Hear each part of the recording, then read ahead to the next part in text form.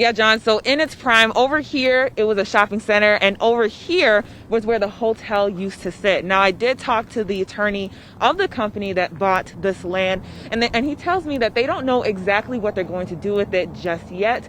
But I talked to community members who say they just want to make sure a little bit of the history and legacy is preserved. Seeing that through the time of what had happened here and why it happened and what we have today, it's kind of painful. It may not look like much now, but this lot was the home of an iconic casino decades ago. At that time, African Americans could not go into the front doors of places like the Sands, the Dunes. You could go into a back door if you were a maid or if you were an entertainer. You could go in to entertain those crowds that just adored you, but you could not walk in the front door. After performing, these entertainers would have to leave to stay in a boarding house on the west side. That all changed after the Moulin Rouge was built in 1954. It meant that African Americans had a casino that was integrated, as plush and upscale as any of those on the Las Vegas Strip, and the entertainers now had a decent place to live. It was very important in the evolution of the African American community, the evolution toward equality. The casino wasn't around long, closing after just 6 months in 1955.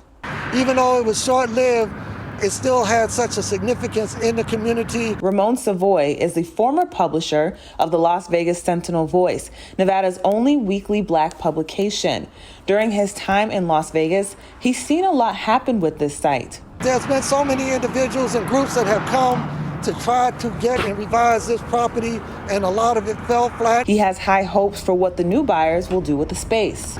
I hope they do enough study to understand what this community can support for that to be a thriving business. I would love to see some really wonderful housing in that area. Director of Oral History Research Center for UNLV, Clay T. White, says she wants them to make use of the gaming license that comes with the property. People make tons of money with gaming in Nevada.